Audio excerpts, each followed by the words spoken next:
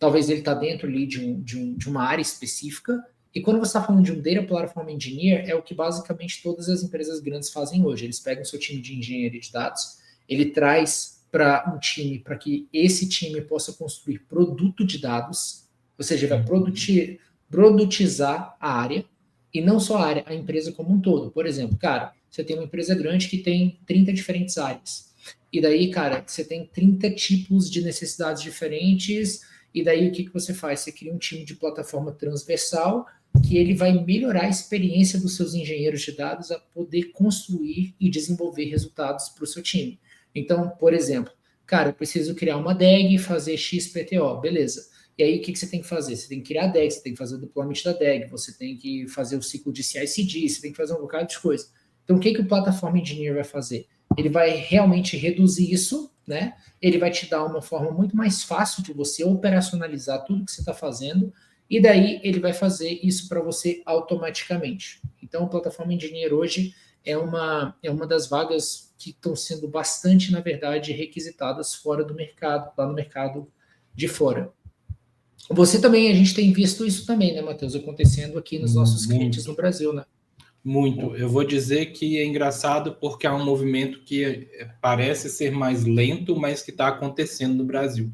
Então, hoje, eu falo que, igual o Lon colocou essa figura, que ela está cada vez acontecendo mais, porque, por exemplo, a gente está num projeto que o time de software que chamou a gente para criar a plataforma de dados dentro dele. Então, eles têm um time de dados que mexe com a parte de analytics, mas quem chamou a gente para poder fazer a plataforma de dados como um todo foi o time de software.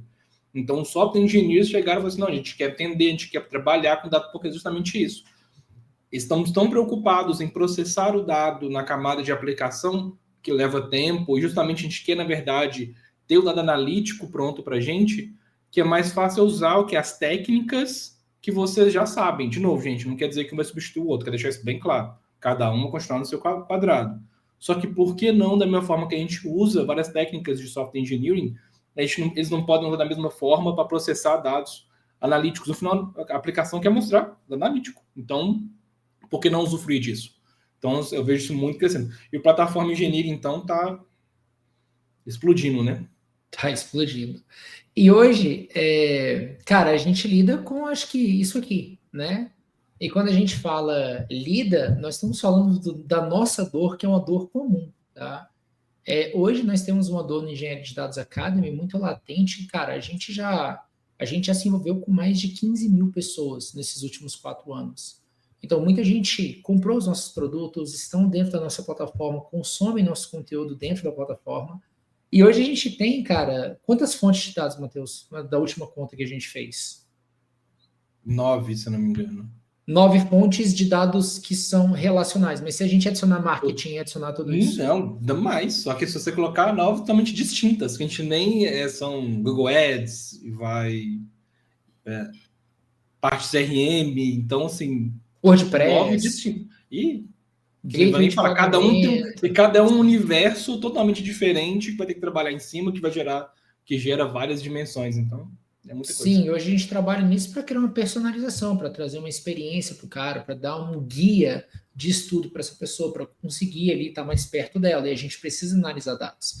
E nós não somos uma empresa gigantesca. Agora, imagina, cara, uma empresa grande, as dificuldades que ela tem. Ela não tem somente uma fonte, 3, 5 fontes. Existem fontes de diversos lugares. Existem necessidades latentes, tá? Para você poder endereçar. Então, isso é uma oportunidade muito grande para você que está trabalhando na área independentemente. Você já parou para se perguntar, por exemplo, que talvez o seu gerente ou acima do seu gerente, ele está totalmente desesperado ou necessitando de uma informação?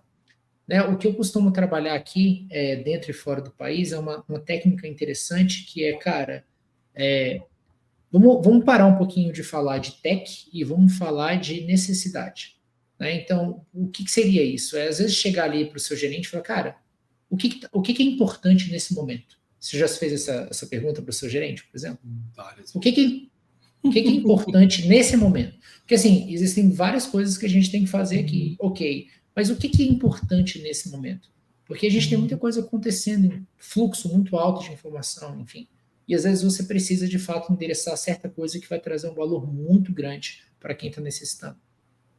E se você não cuida desse dado, ele nada mais, nada menos, vira uma pilha, né? E ele não te traz nenhuma informação valiosa.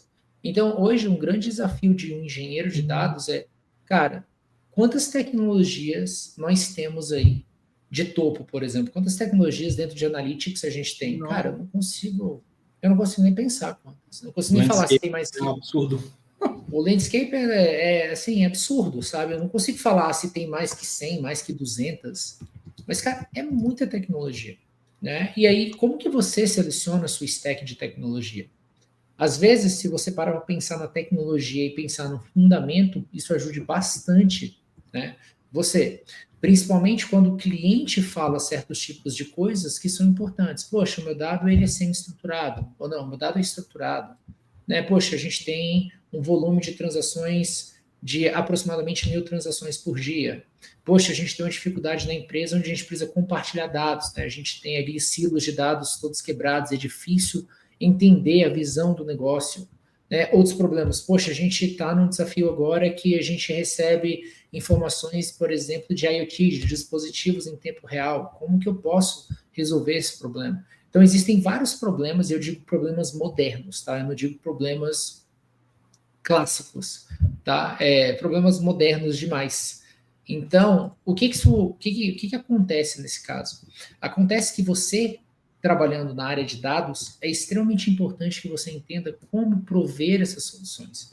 E os fundamentos é a base principal para que você possa fazer isso. Porque senão você vai ficar navegando de tecnologia em tecnologia. Eu vou dar um exemplo para vocês. Por exemplo, o Spark é uma tecnologia extremamente conceituada, é uma tecnologia extremamente utilizada, é uma tecnologia que não vai desaparecer nos próximos anos.